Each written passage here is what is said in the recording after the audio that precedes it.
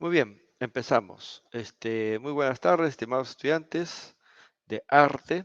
Bienvenidos a la cuarta semana de clase. Hoy día, continuando con la clase anterior, que vimos sobre básicamente la bioquímica del origen de la vida, ¿no? O sea, cómo es que químicamente está formado un ser vivo, qué es un ser vivo de un punto de vista de la materia, del universo. Y ahora vamos a ver a continuación cuáles son las teorías que el ser humano ha estado definiéndose para el origen de la vida, ¿no? Un ratito.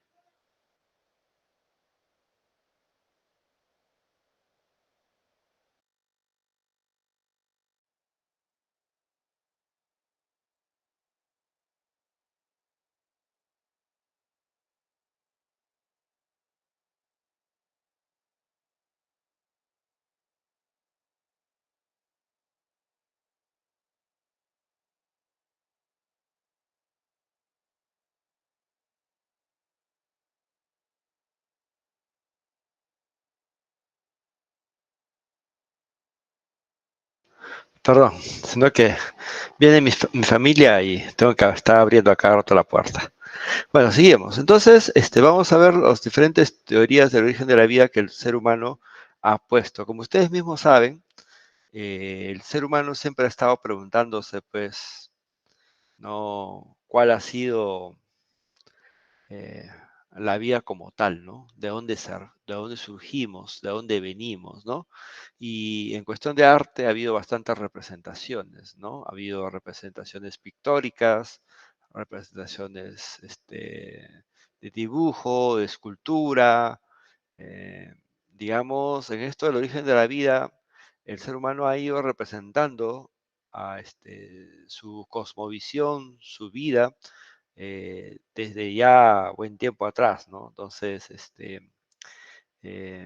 y sigue haciéndolo, ¿no? Ustedes verán, por ejemplo, no sé si alguna vez usted ha entrado a un templo de Krishna o a un templo no sé, de los judíos o a un templo de determinado cultura religiosa y vas a ver ahí representaciones eh, no muy bonitas sobre el mismo hecho de origen de la vida, ¿no? Por ejemplo, esta semana, creo que estamos en esto de la semana del mes morado, y seguramente ven a las personas con su moradito, ¿no? Cargando un anda, en plena representación de qué para ellos significa el origen de la vida, ¿no? Para ellos, obviamente, el origen de la vida es religioso. Obviamente hay un Dios, obviamente vino su Hijo, que es Jesús, ¿no? Y hay un milagro que se puede ver, que en este caso es el Cristo milagro, que es del templo, el único que se ha quedado a pie, vamos a decir, esa parte, ¿no? Que dibujó un esclavo negro, este, sobre la crucifixión de Jesús, ¿no? Bueno, pero eso es pues la forma como es que el hombre quiere verse a sí mismo, ¿no? Cómo es que quiere, digamos, reconocerse como individuo, pero no, recuerden que los seres humanos no somos los únicos seres vivos en este planeta, ¿no? Somos uno de los tantos seres vivos que está aquí y que, pues, dicho de paso, eh, las otras formas de vida, eh, digamos, nos van a decir cómo es que se originó la vida tal como es, ¿no? O sea, ya las evidencias, qué nos dice las pruebas, qué nos dice la ciencia sobre el origen de la vida, ¿no? Esto es un tema que sí, en lo que es la misma biología como tal, es la parte fundamental. ¿Por qué? Porque de ahí se desprende, ¿no? Que, digamos, eh, qué es la vida, definir qué es la vida, se desprende a qué llamamos un ser vivo, a qué no llamamos un ser vivo, este, cómo es que se formó el planeta Tierra, qué nos dice la ciencia sobre eso, si la ciencia nos puede decir algunos fenómenos, etcétera, etcétera, ¿no? Bueno, Entonces aquí vamos a ver sobre esas diferentes teorías sobre el origen de la vida. Aquí hay que entender el término teoría. Teoría hay dos formas de entender la teoría. La llamada teoría filosófica y la una teoría científica. La palabra teoría es la misma, pero la visión es distinta. Eh, ¿En qué sentido es la misma? Pues los dos, cuando hablamos del término teoría, se habla de conceptos preestablecidos, o sea, conceptos dados. Un cúmulo de conocimientos, a eso se llama teoría, ya sea teoría filosófica o teoría científica, ¿no? Cuando hablamos de teoría científica, estos conocimientos vienen sistematizados, ordenados, bueno, ordenados en el sentido de que este, pues uno espera encontrar una secuencia, no necesariamente un orden así tipo numérico, pero sí una secuencia. Esa secuencia puede ser pues arbitraria, probabilística, pero basta la secuencia. Y verificada y sobre todo predicha, ¿no? En una teoría, por lo tanto, necesita hipótesis, necesita observación, necesita experimentos, necesita evidencia, necesita bastante conocimiento escrito, etcétera, etcétera, ¿no? Y luego sigue la teoría filosófica, ¿no? ¿A qué llamamos teoría filosófica? Llamamos teoría filosófica a un conjunto de conocimientos, pero que no necesariamente necesitan verificación, ¿no? ¿Por qué? Porque ya vamos más allá de la verificación, vamos más allá de lo que hemos aprendido, vamos más allá de lo que hemos comprendido, ¿no? Entonces, ahí hay que entender esas dos cosas, ¿no? En este sentido, eh, la origen de la vida nos va a dar algunos contextos de qué es la vida. Para eso, nosotros tenemos que conocer cómo son los seres vivos para luego decir con ello cómo es que se originó la vida. O sea, conociendo a los seres vivos, yo con eso voy a poder avisorar un origen que yo actualmente no lo tengo, porque eso es algo del pasado. Yo, es más, no voy a poder nunca retroceder al pasado, nunca voy a poder ver ese fenómeno. Es más, quizás no encuentren ningún vestigio histórico, ninguna evidencia paleontológica, quizás no encuentren ningún tipo de experimento que me remonte a ese pasado anterior. Y por lo tanto, yo estoy en una desventaja. ¿Por qué? Porque ese origen de la vida queda como una especie de gran incógnita, pero a esa incógnita yo me voy a aproximar y voy a tener una especie de aproximación certera. O sea, me voy a acercar a lo que pudo haber, a lo que pudo darse en un determinado momento.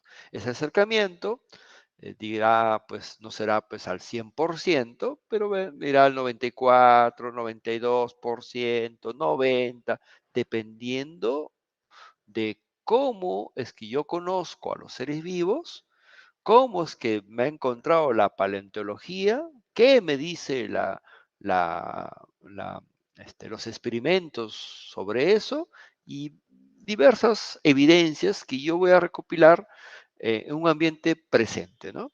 Entonces, para eso, por ejemplo, lo primero que yo haría para entender el origen de la vida y el inicio del origen de la vida es conocer a los microorganismos. ¿Por qué? Porque estos microorganismos estuvieron, digamos, muy cerquita al origen de la vida. O sea, digamos, las bacterias, en pocas palabras, ellas, obviamente sus antepasados de ellas, vieron posiblemente a cómo es que se originó la vida y han estado desde esa época hasta hoy en día. O sea, y van a estar. O sea, por ejemplo, este es un planeta lleno de bacterias. O sea, nosotros los seres humanos somos poquito en cantidad con la gran cantidad de bacterias que existe. Este es un planeta colonizado y reinado por bacterias. Así de simple. Nosotros somos, digamos, nos creemos pues los reyes, los hijos de Dios, nos creemos la gran pomada, pero en realidad no lo somos, porque somos apenas un ave de paso que estamos aquí en un determinado tiempo histórico y que esperemos seguir estando aquí, ¿no? Una vez que conocemos ese mundo de los microorganismos, ese mundo que no solamente están las bacterias, están los protozoarios, están algunos hongos, todo ese mundo de los microbios, ¿no? Que pueden ser virus, plantas, etcétera, etcétera. Obviamente pequeñas que miden una micra, o sea, micra en región de micras, a eso llamamos microorganismos. Vamos a ver cómo es que evoluciona. ¿Por qué? Porque su evolución también nos dice el origen, porque la evolución es para arriba. Entonces, si uno, eh, digamos, tiene como la carretera que va para arriba, obviamente tú puedes regresar para abajo, porque es como una especie de retorno de doble sentido, ¿no?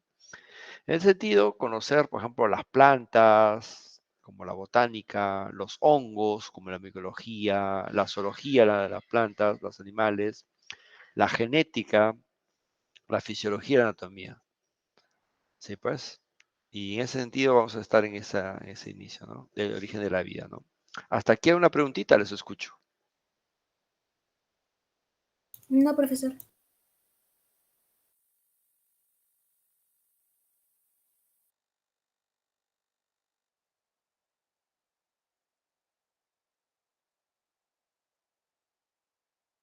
Tú estás hablando con el micrófono apagado.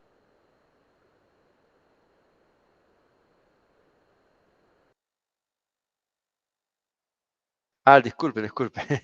Me olvidé prender el micro, ¿no? Entonces, como decía, aquí viene la genética, ¿no? ¿Por qué la genética es importante? Porque los genes eh, definen qué es la vida. Existen 455 genes que definen qué es la vida. Es más, cuando saco un gen y lo paso a otra especie, por ejemplo, esto de los transgénicos, que seguramente ustedes han escuchado, este, supongamos, saco yo un gen, ¿no? Que, por ejemplo, ¿no? Que es responsable del corazón, ¿no? Entonces, estos genes, supongamos que son responsables para formación de un corazón en el ser humano, si yo lo activo, digamos, en otra especie, me va a dar lo mismo. Un gen que obviamente haga un corazón humano. Entonces, ahí miren, ¿ah? Qué importante la genética. Y es más, el ADN es una molécula una molécula que ya nos va a decir qué proteínas específicas necesita un ser vivo. Entonces, si yo, por ejemplo, me voy a Marte o a Júpiter y veo un ADN, un ARN, inmediatamente digo, ahí hay un ser vivo. Por ejemplo, si yo veo, por ejemplo, en Marte, no sé, veo, por ejemplo, se me ocurre, ¿no? Este, eh, no sé, a ver, una proteína que utilizamos siempre. Eh, no sé si alguna vez tú has escuchado la palabra colesterol. ¿Has escuchado colesterol o no, chicos? Sí, profesor. Sí, pero eso es lo que tengo algo. Exacto, ¿no? Has escuchado que seguramente el colesterol lo tiene alto, etcétera. Ya, si yo encuentro colesterol, por ejemplo, colesterol en Júpiter, eso no lo puede hacer un planeta. No. Eso es característico de un ser vivo. O sea, necesariamente ese químico no lo hace un planeta entero. No. Lo hace un ser vivo. Ah, o sea, ¿por qué? Porque tienes determinados genes que se tienen que activar para que justamente esa molécula como tal aparezca. ¿Vas a entender? Entonces, ahí viene la gran importancia de la genética en los seres vivos, ¿no? Seguimos. ¿Qué es lo que define un ser vivo? ¿Qué yo digo, este es un ser vivo y cuál no? ¿Por qué no digo que este celular no es un ser vivo? Porque yo puedo decir, mire, este celular es un ser vivo. ¿Cómo que no? Miren, ve, se mueve. ¿Ah? Es más, habla, porque yo puedo agarrar, machucar un botoncito para que hable, ¿no? Es más, tiene su vista. Acá está la camarita, ¿ve? Para que pueda ver. ¿Ah? Es más, tiene su hijito, que no sé, por aquí, un celularcito chiquitito, puedo decir eso. Entonces, ¿cómo no es un ser vivo? Entonces, ¿qué define un ser vivo? ¿Por qué yo al celular, al virus como tal, no lo llamo ser vivo? ¿Por qué? Esto es muy importante porque, por ejemplo, no sé si ustedes han escuchado la pastilla del día siguiente. ¿Han escuchado alguna vez la pastilla del día siguiente? Sí, profesor. ¿Para qué sirve la pastilla del día siguiente? A ver quién me dice.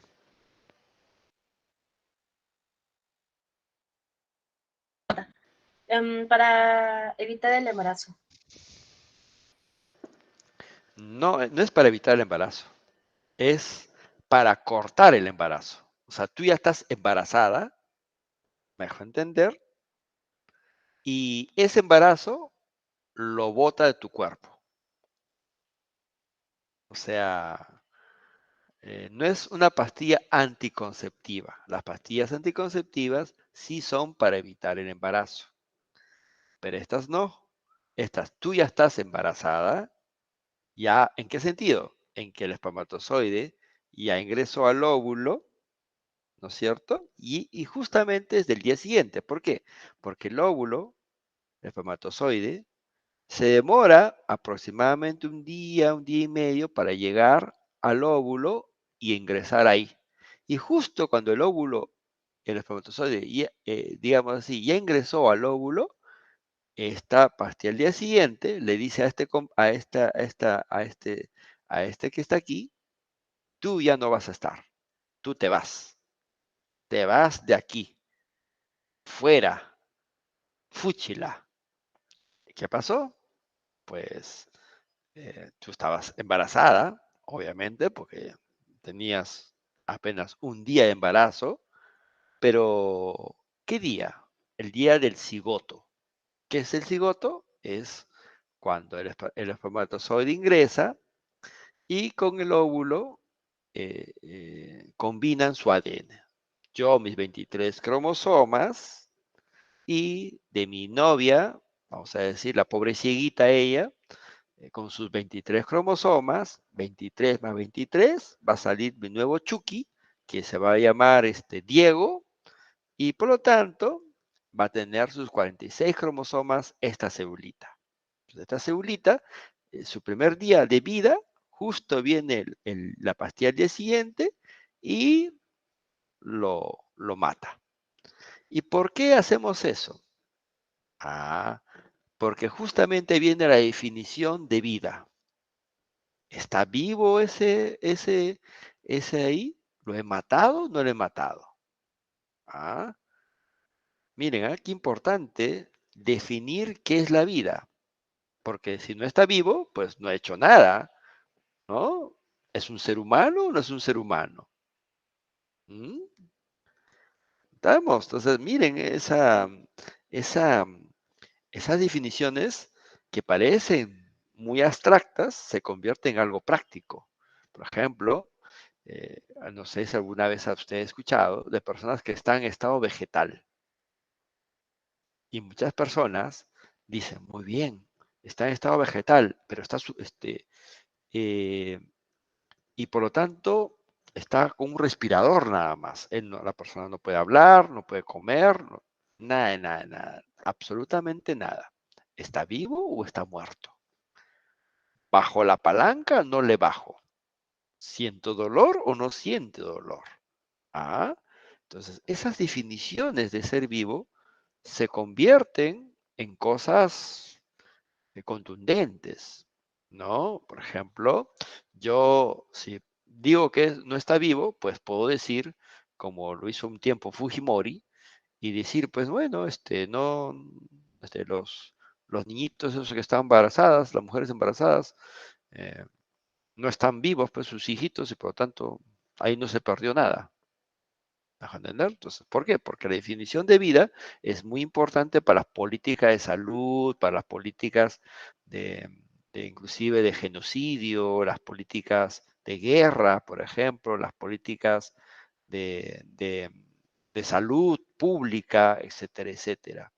Por eso que la biología trata de dar una definición de los seres vivos conociendo justamente a todos los seres vivos. ¿Qué cosa? Sus características similares. O sea, toditos. O sea, las bacterias, los hongos, los protozoarios, el espermatozoide, el óvulo, todos esos tienen algo en común. Ese algo en común son las características que define un ser vivo. ¿Y cuáles son esas características que define un ser vivo? Primero, que tiene que tener una organización. Por lo tanto, según es una organización, va a haber algunos seres vivos que son unicelulares, que significa que están formados por una sola célula. Por lo tanto, el espermatozoide es una sola célula. ¿Sí o no? Por lo tanto, es un ser vivo. Claro que sí. Pero no tiene los 46 cromosomas. ¿Está bien? Es un ser vivo llamado gameto. Ah, así se llama. ¿Por qué? Porque obviamente no es una célula, porque la célula tiene que tener todo completo. Se llama gameto. ¿Ah?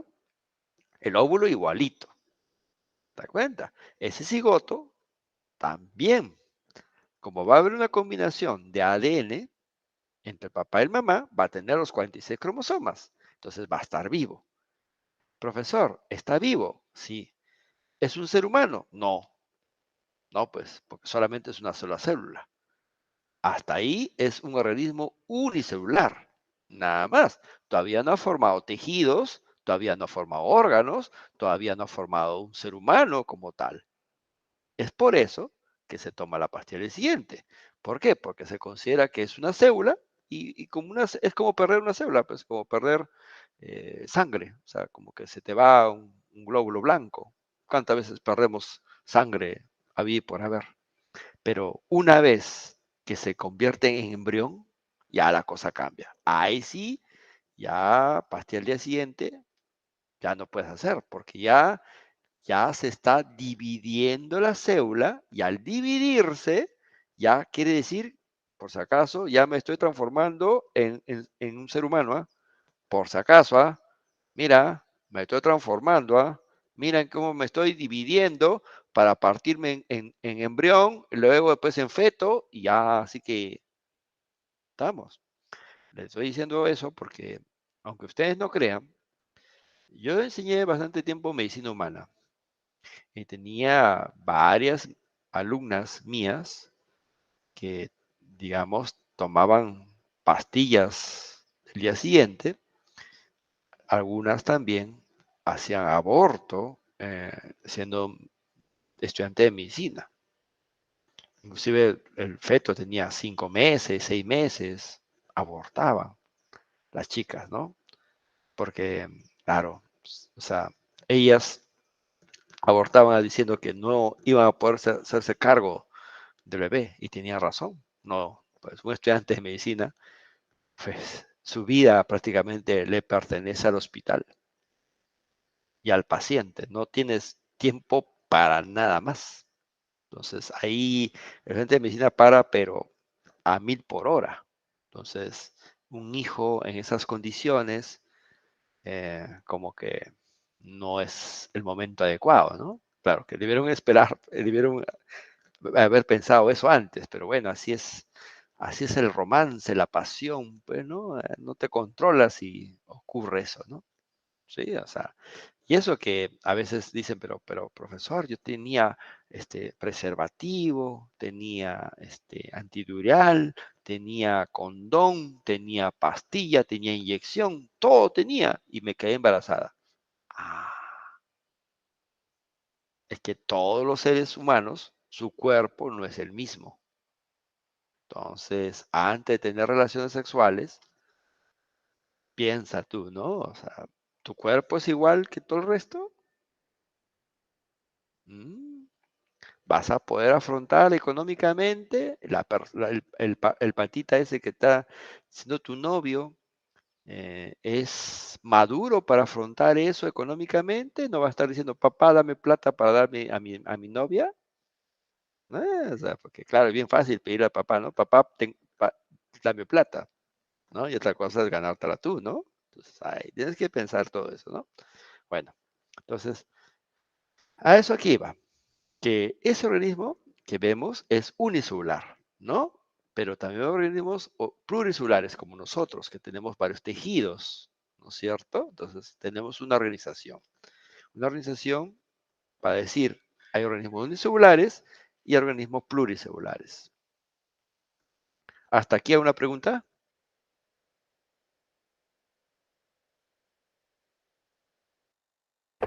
Todo claro, profesor.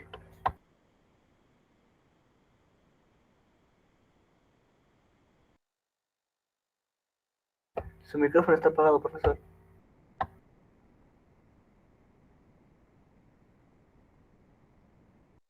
Entonces, otra característica que tienen los seres vivos es la homeostasis. La homeostasis es cuando un cuerpo mantiene en equilibrio interno. ¿Qué significa el equilibrio interno? Todo cuerpo tiene un equilibrio, un rango de la cual va a estar sus parámetros de vida. Por ejemplo, no sé si ustedes alguna vez han tenido fiebre. ¿Alguna vez han tenido fiebre? Cuéntenme. Sí, profesor. ¿Qué sentías cuando tenías fiebre? Cuéntame, milagritos. Hasta hace poco tuve fiebre, profesor, la semana pasada. ¿Qué sentiste, milagritos? Cuéntanos. Tenía escalofríos, sentía que, algunas veces sentía que hacía mucho calor, otras veces sí sentía mucho frío, me dolía la cabeza, me vino la congestión nasal y todo eso. Fue un dolor de cabeza.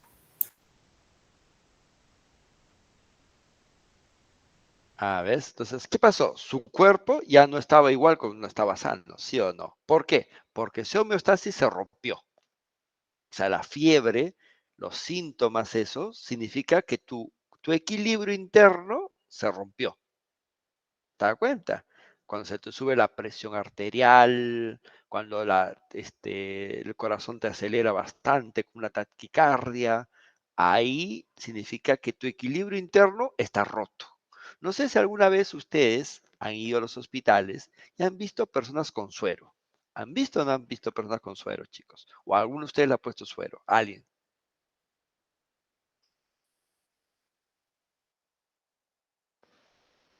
¿Han visto personas con suero? ¿A ustedes le ha puesto suero? Cuéntenme, chicos, con confianza. A mí me han puesto suero varias veces, profesor. Muy bien, María. ¿Y por qué te ponían suero, María? A ver, cuéntanos. Bueno, uno fue porque me enfermaba el estómago, otro porque, más porque me enfermaba el estómago y también porque me dio síntoma vertiginoso y supuestamente ponían suero para calmar los mareos. Claro, entonces su cuerpo había roto el equilibrio, ¿no? Ahí están los síntomas del estómago, los mareos, etcétera, etcétera. Y justamente le ponen el suero para que ese equilibrio que está roto se vuelva a equilibrar, para restaurar el equilibrio. O sea, cada vez que ustedes vean suero en su cuerpo, es porque ellos, los médicos, quieren restaurar el equilibrio. Una vez restaurado el equilibrio, ahí ya le ponen los químicos, las pastillas y todo, porque ya tu cuerpo ya como que ya dice, ya, ven, ya me puedo defender contigo, ya, ven, pe, ahora sí, pe bacteria, ahora sí, ven, puedo pelear contigo, porque ya está mejor, pero cuando está pues, roto equilibrio, las células están pues como diciendo, aquí no puedo defenderme, ¿no? ¿Sí? Por lo tanto, la muerte es causante, es causa de la rotura de la homeostasis. O sea, ¿por qué no existe como característica de la vida la muerte? Porque la muerte es una causa de justamente de que no hay homeostasis. cuando la homeostasis en todo el cuerpo de la persona se ha roto, el equilibrio interno se ha roto, por lo tanto, eso genera la muerte. Se ha visto casos de que la homeostasis ha estado tan bajito, que pensábamos que esa persona o esa especie ha estado muerta. ¿Pero por qué? Porque la homeostasis ha estado tan bajito, que es imperceptible para nuestros sentidos y nuestros instrumentos de medición, justamente para poder observar esta rotura de, de- de la homeostasis, ¿no? Entonces, ¿qué sucede? Que le medíamos la presión y miramos que la presión estaba, prácticamente no tenía pulso.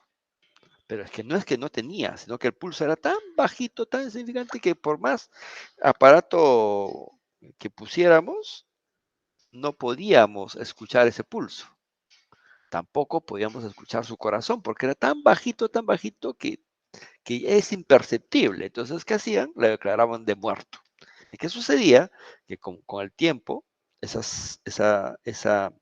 vamos a decir, ese homeostasis, a veces, no siempre, se restablecía poquito a poquito.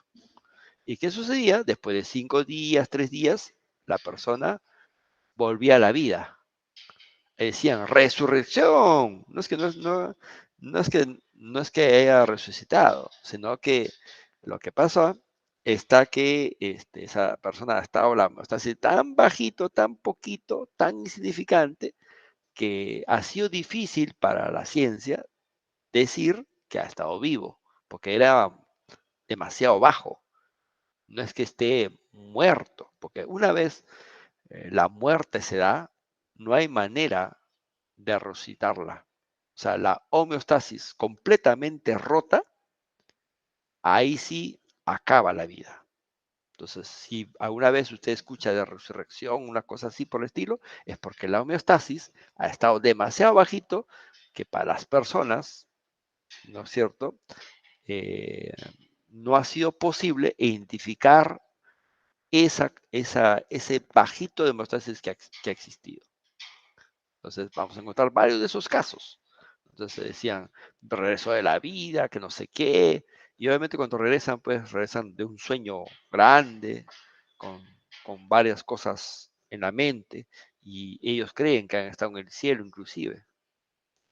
Y miren, bien curioso es esto, porque los judíos cree en su cielo, cuando justamente ocurre lo mismo con los hindúes, los krishnas, cuando ellos mueren, vamos a decir en esta resurrección, dicen, sí, yo regresé, pero y me encontré con Krishna, claro, porque su Dios es distinto al católico. Entonces ahí podemos decir que efectivamente esta persona, pues, no es que haya un paraíso en el universo, no, porque esta persona lo que ha estado mirando en sus sueños, en ese estado de letargo, ha estado mirando sus sueños, sus construcciones mentales, sus conocimientos, ha estado ahí metido a él, su fe, todo es programado. Recuerden que los profesores, la sociedad, es un programador de la mente. Y ese programador realmente se genera en ti como fantasía, como realidad, etcétera, etcétera, ¿no? Entonces, esa es la homeostasis. La otra característica es la irritabilidad. ¿Por qué no dice aquí como característica de vida un ser vivo se mueve? Porque moverse es también un síntoma de irritabilidad. O sea, ¿por qué yo me muevo? Porque he reaccionado a un estímulo externo. Por ejemplo, hay plantitas que ustedes habrán escuchado, árbol torcido ya no se endereza. ¿Por qué se torció? Porque justamente la plantita antes de ser árbol, pues buscó el solcito, se movió y por lo tanto, al moverse para capturar el solcito, quedó ahí. Una vez que creció, el árbol ya quedó ahí, ya así le partieras árboles al costado, ya una vez que está ahí ya no va a quedar porque ya quedó, ya está adulto, pues ya no va a moverse otra vuelta, ya no va a poder mover todo ese peso otra vuelta, ya no. Entonces, se da cuenta. Eh, Ese se llama fototropismo, ¿no? Entonces, ahí hay un movimiento, ¿no? Entonces, ¿por qué nosotros tenemos, en pocas palabras, sistema nervioso? Por la irritabilidad. ¿Por qué tenemos fantasías? Por la irritabilidad. ¿Gracias a qué generamos arte? A la irritabilidad. La irritabilidad, en pocas palabras, es donde los maestros trabajamos. Ahí está tus cóleras, ahí está tu amor, ahí está tus odios, ahí está tus celos enfermizos. Todo eso es la irritabilidad. ¿Cómo tú reaccionas ante ese estímulo externo? ¿Cómo lo reaccionas? Hay gente que reacciona de manera muy negativa, hay otros de manera positiva. ¿Ah? Depende cómo haces, ¿no? La madurez que tú tengas, ¿sí? Para afrontar eso. Entonces, eso, ¿no? Entonces, la irritabilidad implica la reacción a estos estímulos externos. Y otra cosa que seguramente ustedes ya han hecho a la hora del almuerzo es alimentarse, ¿no? Que es el consumo de energía. A eso se llama metabolismo. Pero ¿cuál es la diferencia entre metabolismo, nutrición y alimentación? Es que metabolismo lo decimos a las células. O sea, es algo de células. En cambio, cuando hablamos de nutrición y alimentación, hablamos de un individuo. ¿Me entender? O sea, yo, como ser humano, no puedo decir metabolismo. No, porque yo no soy célula. Yo tengo que decir nutrición y alimentación. Pero mis células sí metabolizan. Mis células sí. Una bacteria no puede decir que la bacteria se alimenta y se nutre. No. La bacteria lo que hace es metabolizar. ¿Se entendió la diferencia, chicos, de metabolismo, alimentación y nutrición? Sí, profesor. Por lo tanto, la nutrición y la alimentación son derivados también del metabolismo. ¿Por qué hay organismos heterótrofos, autótrofos? Porque son formas de metabolizar los alimentos. Aquellos que producirán sus propios alimentos y aquellos que alimentarán de otros. ¿Por qué? Porque están consumiendo energía. Esta energía, en los casos de los seres vivos, está dado en calorías. No está dado en joules ni en hercios. No, porque no somos cuerpo grandazo como las estrellas para tener tanta energía. Nuestra energía es tan poquito que a lo mucho se desprende como calor. A lo mucho. Nosotros, pues, en la vida, tocando a otro ser vivo, lo vamos a quemar. No, porque no tenemos ese tipo de radiación en nuestro cuerpo, ¿no? Eso podría ser pues, para fantasías de hombres que queman las cosas, etcétera, etcétera. No, nosotros no tenemos ese tipo de energía porque todavía no somos estrellas, ¿no? Debido a que nosotros emitimos calor a lo mucho, ¿no? ¿Sí? Entonces, hay dos formas entonces de anabolismo. De metabolismo. Uno es el anabolismo, que es de sustancias complejas a partir de simples. Por ejemplo, la fotosíntesis. La plantita respira dióxido de carbono. Miren, ahí está consumiendo energía. Por lo tanto, ¿por qué como característica de los seres vivos no está la respiración? Porque la respiración es un producto del metabolismo. O sea, nosotros, ¿por qué respiramos? ¿Por qué? Por el metabolismo. Es la forma de cómo consumir energía. Consumimos energía, en pocas palabras, por la nariz. ¿Cómo? Cuando captamos el oxígeno, ese oxígeno se va a unir con otras moléculas para formar una molécula más grande. Ahí estamos haciendo nosotros anabolismo. Bueno, nosotros no, sino nuestras células están haciendo anabolismo, que es lo mismo que la fotosíntesis. La plantita respira dióxido de carbono, más agüita, mediante la fotosíntesis, lo une en una molécula más grande, que es la glucosa, y producto de eso sale el oxígeno. ¿Cómo qué? Como desperdicio. Por lo tanto, la excreción también es un producto del metabolismo. Es por eso que nosotros no ponemos como característica ni la respiración ni la excreción, porque los dos son productos derivados del metabolismo. ¿Se entendió o no se entendió, chicos? Sí, profesor. Luego tenemos el desarrollo. Es el aumento de tamaño por nutrientes.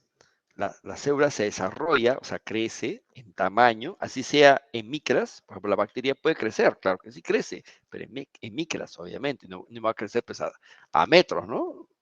¿Debido a qué? A los nutrientes que consume. A mayor nutrientes, la célula que produzca a sí misma y que consuma, más grande será. Es por eso que las eucariotas son más grandes que las procariotas, porque aquí en las procariotas hay poquitos nutrientes y en los eucariotas hay bastantes nutrientes, bastantes proteínas. Por eso que el tamaño es más grande. ¿Se da cuenta? Entonces, debido a eso es que, digamos, las bacterias generalmente son más pequeñas que nuestras células. ¿Sí? Número 5. Número 6, la reproducción. Es algo que generalmente cuando tú preguntas a un alumno de secundaria, ¿qué caracteriza a todos los seres vivos? Te van a decir, profesor, todos los seres vivos se reproducen, porque es lo que uno siempre ve, ¿no? La reproducción. Pero hay dos tipos de reproducción, la reproducción asexual y la reproducción sexual. La reproducción asexual, lo que hacen las células de mi piel. Estas células de mi piel se reproducen por mitosis y por lo tanto salen bastantes células. Pero la reproducción sexual, claro que sí, donde generalmente hay un sexo femenino y un sexo masculino. Aunque los hongos, a eso es difícil de verlo, pero bueno, hay una tentativa ahí de la reproducción de tal forma, ¿no? ¿Qué significa la reproducción? Es producir copias similares a sí mismo. Eso es lo que justamente los virus no hacen. Los virus no se reproducen, se replican. ¿Qué significa replicar? Es como sacar copia. O sea, es como agarrar a una hoja de papel, pasarlo por una fotocopiadora. Estás igualito sacando lo mismo. En cambio, la reproducción implica un cambio. Así sea una reproducción asexual, la célula hija va a ser un poquito distinta a la célula mamá. Es por eso que la célula de la piel es distinta a la célula del hueso, a pesar que las dos vienen de una misma célula mamá. Las dos vienen de lo mismo. ¿Pero por qué son diferentes? Porque la reproducción asexual hizo que sus dos hijas sean distintas. Una sea pues más gruesa, más sólida, debido al calcio que tiene dentro, y la otra no tanto, porque la otra que está aquí no tiene nada de calcio. Por lo tanto, la diferencia está ahí. Los dos tienen cosas iguales, claro que sí. ¿Qué cosa? Que los dos tienen 46 cromosomas. Entonces, si el día que yo a mí me muera, ¿no? Y quieran, pues, no sé, probar que soy papá de una chica, de una niñita, ya me quemé, no sé, y lo único que hay es mis huesos. Pues agarrará mis huesitos, sacará mi ADN y probarán con eso que si fui papá o no si fui papá de tal persona. ¿Sí? Entonces ahí viene la reproducción. Y otra característica, que es la séptima, es la adaptación, que está muy vinculada a la evolución, que vendría a ser la octava. O sea, hay 8 características. ¿Y por qué le he puesto en uno solo? Porque las dos van de la mano. Sin adaptación no hay evolución y sin evolución no hay adaptación. Entonces vamos a decir que están agarraditos, pero son dos cosas completamente diferentes. ¿Y qué consiste la adaptación? Pues es el cambio del fenotipo. Para que usted me quede claro, usted habrá visto que yo soy gringo, con ojos azules. ¿Sí o no? Mi pelo también es gringo. ¿Sí o no? En cambio ustedes, no, son negritos quemados. ¿A qué se debe eso? Ah, qué adaptación. Ustedes se han adaptado a los sitios donde hay bastante, digamos, poquito sol. Bastante sol, perdón, negrito, ¿no? En cambio, yo no. En sitios donde ha habido poco sol. Debido a eso, mi piel es más blanquita. Pero yo me puedo reproducir con ustedes. Claro, ¿por qué? Porque somos de la misma especie. Lo único que ha habido, una diferencia de piel nada más, que yo soy blanquito y ustedes no. Nada más. Entonces, ¿qué pasa? Pues que a eso se llama adaptación. Me he adaptado a los cambios ambientales. Obviamente no es de la noche a la mañana, eso demora un montón de años y también hay cambio de genes ahí, pero que no hace diferencia entre especie y especie. Lo que no ocurre en la evolución. La evolución sí te hace una especie diferente.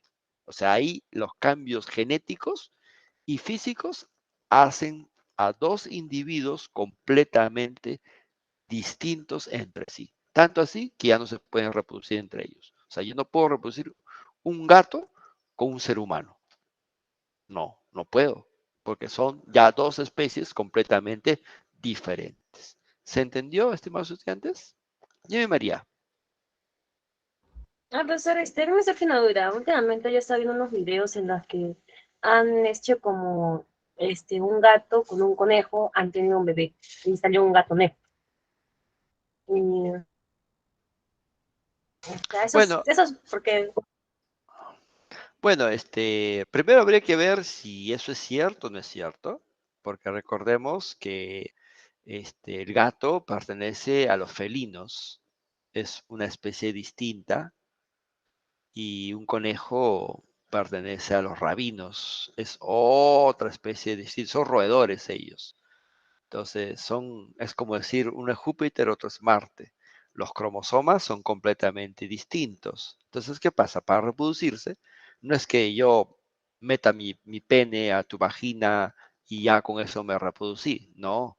¿Por qué? Porque tiene que tener los mismos números de cromosomas. ¿Ah? Por ejemplo, usted no sabe, alguna vez ha escuchado la mula. ¿Qué cosa es la mula? Es cuando un burrito se reproduce con una mulita, perdón, con un caballito. O un caballito se reproduce con una burrita. ¿Por qué sale estéril? Porque los cromosomas son distintos. El asnito tiene menor cromosomas que el burrito. Perdón, el burrito tiene menor cromosomas que el caballito. Entonces, por lo tanto, la mulita sale estéril. Pero la diferencia de cromosomas no es distinta, porque los dos pertenecen a la misma familia. En cambio, aquí son dos cosas completamente diferentes. Son dos especies y dos familias distintas entre sí. Una es los roedores y el otro son los felinos. Los cromosomas son en número distintos y los genes están ubicados en distintos sitios. Entonces, los genes, por ejemplo, de la cabecita están en cromosoma 1, pero quizás el del felino está en cromosoma 3. Entonces, entre el 1 y el 3 no va a haber combinación. ¿Me dejo entender? Lo que posiblemente han hecho es un transgénico. Eso sí se puede hacer. Transgénico sí. Transgénico significa que yo uno los genes parecidos a ellos, los ubico, ¿no? No es que yo agarre al gato y lo haga subir encima del, del pobre, roedor, o el roedor encima del pobre gato para que lo reproduzca. Eso no voy a poderlo hacer porque el aparato reproductor es distinto, el instinto de atracción es distinto. Entonces, lo que yo puedo hacer es que combinar sus genes, eso sí, su ADN, y poder tener una especie híbrida entre ambos, ¿no? Pero eh, conociendo, eh, no va a dar nada porque los genes son tan distintos, sería demasiado costoso hacerlo y a la final esa especie moriría tarde o temprano. ¿Por qué? Porque es una especie que no va a tener compatibilidad con nada, ¿no? Entonces sería un gasto inútil de dinero, ¿no? No sé si me deja entender, Milagros.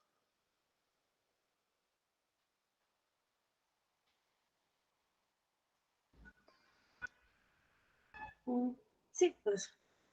Ujú. Entonces habría que ver siempre los videos de dónde salen, ¿no? Porque a veces los videos pues te inventan cualquier cosa, ¿no? ¿Sí? Entonces, Profesor, disculpe, dime, Milagros. ¿Qué hay de entre un león y un tigre? ¿Se Ah, podría? el león y el tigre sí, claro, porque los dos son felinos, ¿se da cuenta? Y el acercamiento es más distinto. Solo que recuerde que los leones y los tigres son depredadores ambos.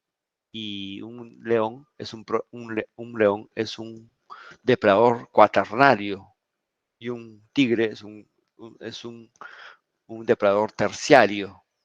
Es por eso que el león se dice que es el rey de la selva, porque o sea, puede matar a un, a un, a un leopardo tranquilamente o a un tigre, pero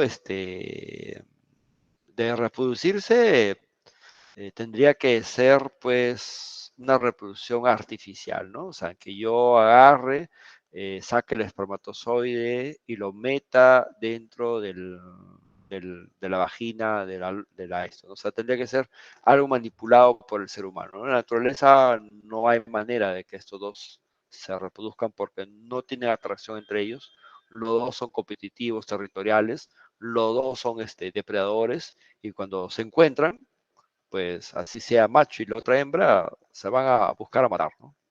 Sobre todo si es hembra, ¿no? Las hembras realmente son más cazadoras que los machos en ambas especies, ¿no? Entonces, ahí lo que buscaríamos que un ser humano haga ese cruce artificial, ¿no? Y cuando hay cruces artificiales, ha salido, sí, hay híbridos que ha habido, efectivamente, ha habido híbridos, y estos híbridos han durado poquito tiempo, pero han sido estériles también, por lo mismo que le estaba diciendo, lo mismo que, el, que la burra y el mulo, ¿no? Tienen diferentes tipos de cromosomas y por lo tanto van a salir estériles, ¿no? ¿Vas a entender?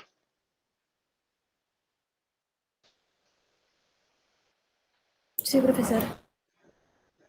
Muy bien. Seguimos. Eh, ¿Cuáles fueron las primeras formas de, de explicar el origen de la vida? Las primeras formas de explicar la origen de la vida son las formas de explicación creacionistas o teorías filosóficas creacionistas.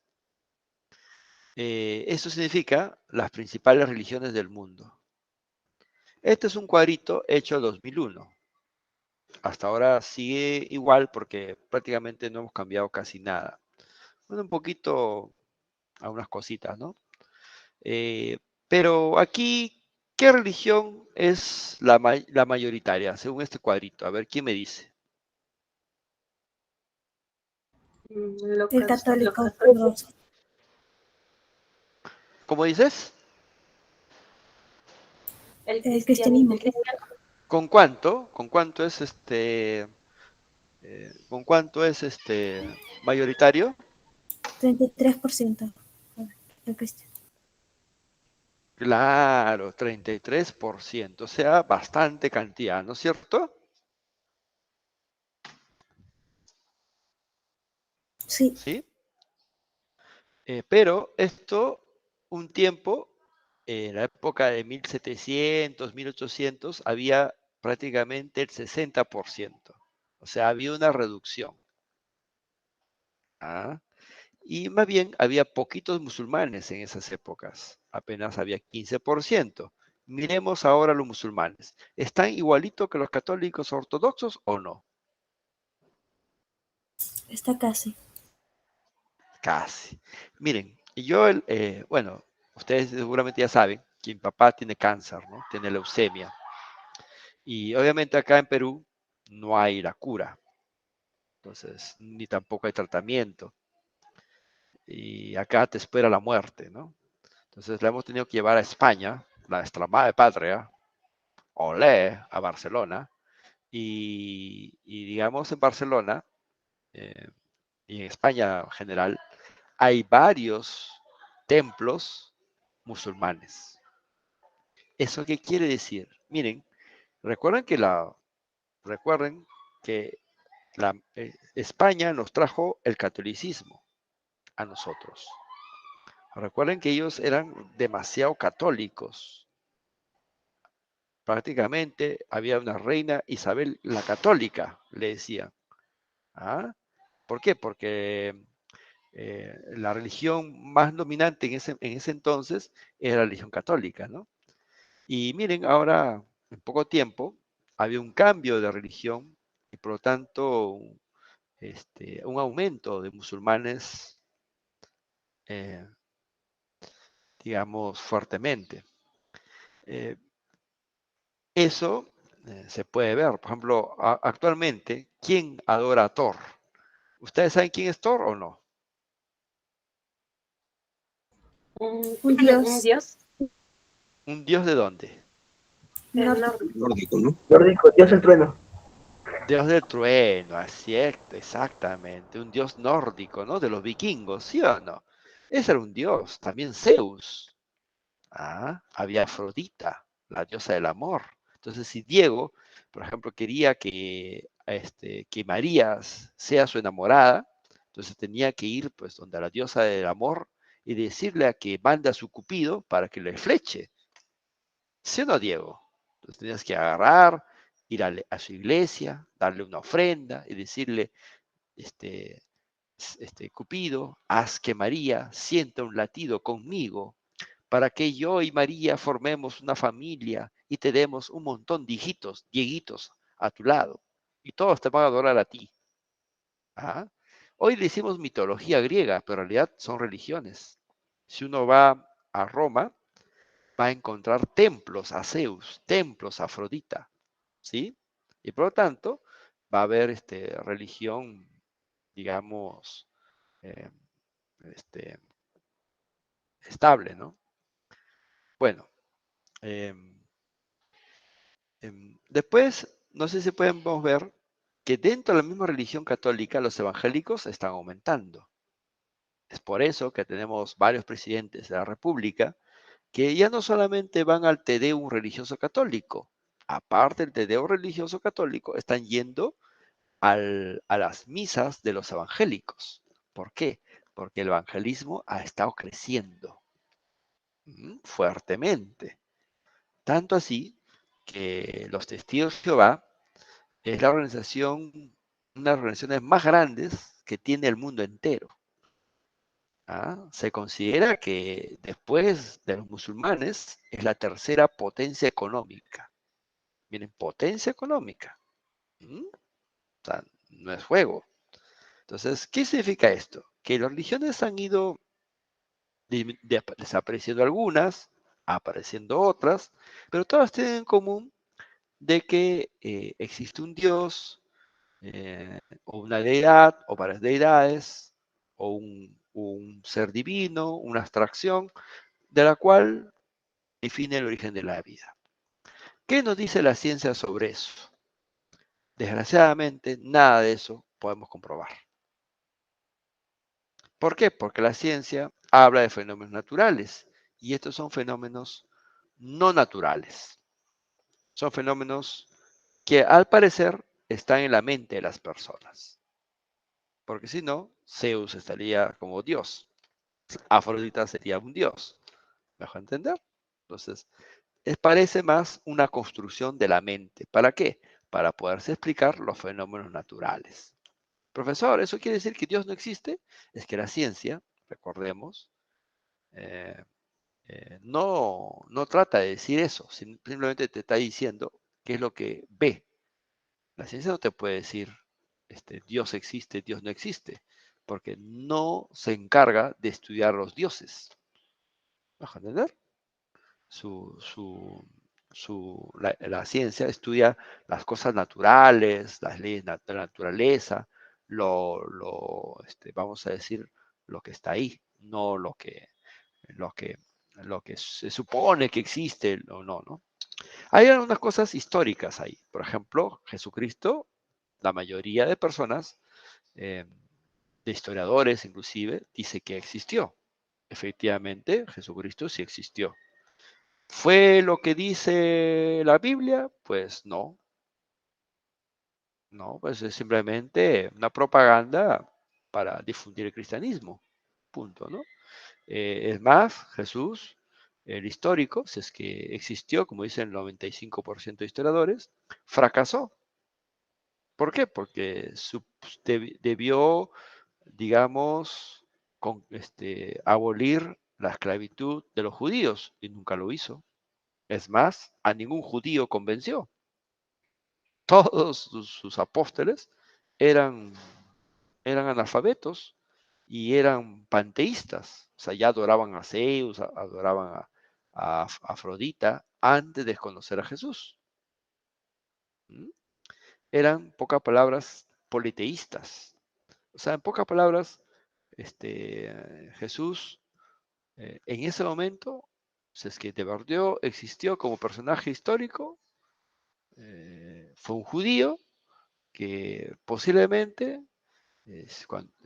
falleció de la manera más horrenda porque fue condenado como un delincuente y por lo tanto tuvo un par unos seguidores ahí. Esos seguidores fundaron el cristianismo que mañana más tarde se va a convertir en lo más alto. En pocas palabras, lo único que hizo Jesús fue convencer a los paganos, vamos a decir así. Eso al menos dicen los judíos, ¿no? Los judíos dicen eso, ¿no? ¿Por qué? Porque en realidad el cristianismo y el musulmanismo son forma de judaísmo, a la final de cuentas. Vienen de esa tendencia judía. Los judíos siempre han estado buscando, pues, salvadores, siempre han estado buscando mesías, porque toda la vida se la han pasado de conquista en conquista, nunca han estado libres. Fueron esclavos un tiempo de los, de los, este, de los, este, de los faraones, más antes fueron esclavos de los babilónicos, después fueron esclavos de los egipcios, después fueron esclavos de los romanos, de esclavitud, esclavitud, esclavitud se la han pasado.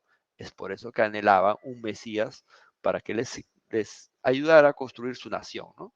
Y ellos lo que quieren no es hacer una religión, sino vivir bajo los principios del judaísmo, que tienen distintas Biblias ahí, ellos, que una de las tantas cositas, así medias cortadas y entrecortadas, del Torá está en lo que se llama el Nuevo Testamento. El Nuevo Testamento en realidad dista mucho del Torá de los católicos, ¿no?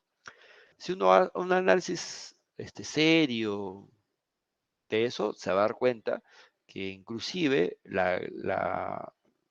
muchos preceptos que dice Jesús son preceptos que ya lo decía los judíos con mucho tiempo atrás, ¿no? Eso de amarte a ti mismo, eso de ser, hacer el bien porque te nace, de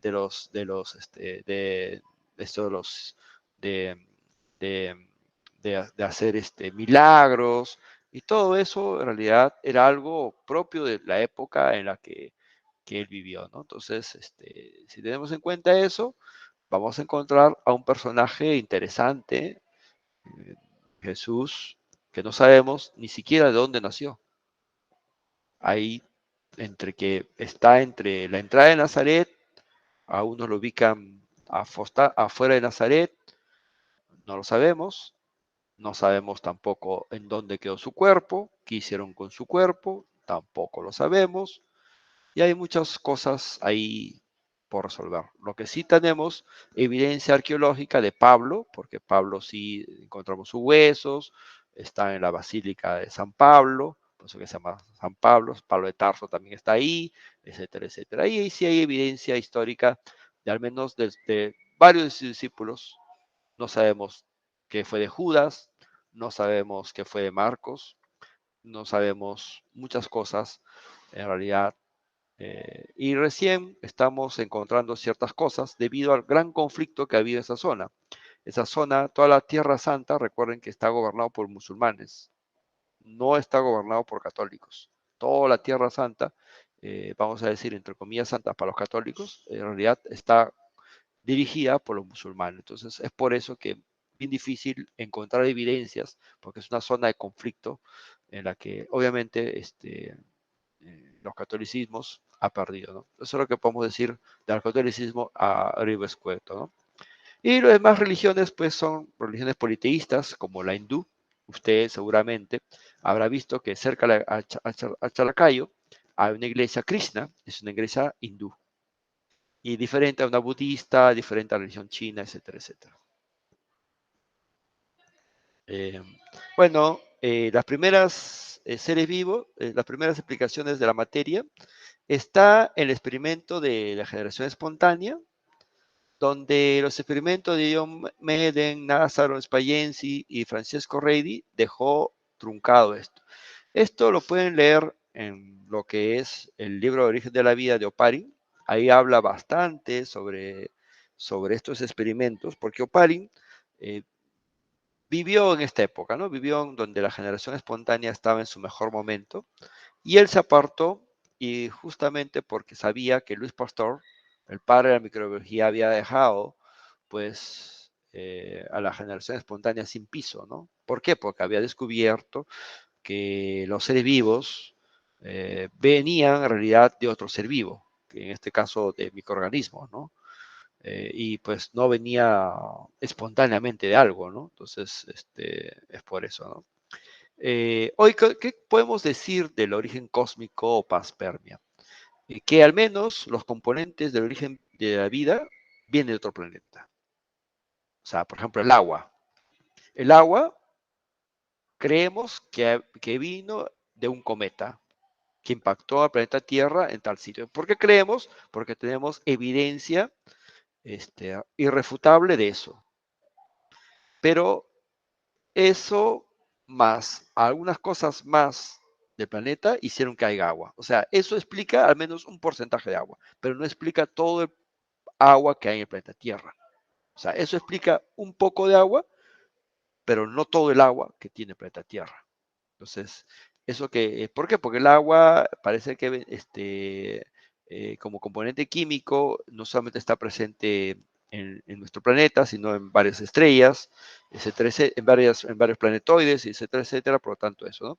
Algunos componentes de los seres vivos, como el carbono, el hidrógeno, el nitrógeno, parece que vinieron de meteoritos, etcétera, etcétera, ¿no? Eso es lo que podemos decir de la panspermia. O sea, que lo único que ahí eh, quedó deshecho es que obviamente los seres vivos no vienen de otro lugar, no. Que sí los componentes químicos vienen de otro sitio, sí. Y que se combinaron con lo que el planeta Tierra ha habido, sí. No sabemos exactamente en qué momento histórico lo hizo, pues tenemos más o menos un rango de tiempo que posiblemente se dio. Bueno, aquí algunos estudios de los meteoritos, el marciano, cómo hemos encontrado algunos vestigios de planetoides en otro lado. Aquí el gran impacto de buscar la vida en Titán, que es una luna de Saturno que se parece bastante a la Tierra, y por lo tanto nos da un origen de la vida igual, ¿no? Bueno, acá está la evolución química de la vida, es descrita por Oparin. Bueno, la evolución química está disperso el átomo de carbono, la atmósfera, proteínas similares, una química prebiótica. Esta química prebiótica se puede encontrar en la tabla periódica, por eso que tienen que leer a Oparin. El ADN, el ARN, el experimento de Miller, que ustedes ya lo tienen, ese experimento vayan leyéndolo. ¿Y cómo es que este experimento, pocas palabras, nos dice la composición química de un ser vivo? O sea, nos dice cómo están los ladrillos, cómo se formó los ladrillos, pero no nos dice cómo es que los ladrillos se encontraron. O sea, no dice, es como de una casa, ¿no? O sea, en una casa, ¿qué cosa hay?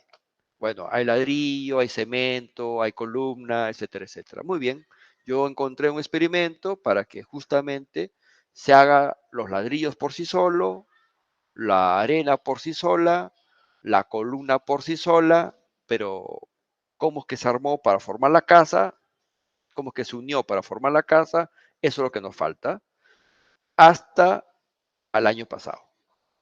Al otro clase que tengamos, le voy a decir lo que encontramos el año pasado y el experimento que para nosotros es definitorio para decir que el origen de la vida es en este planeta.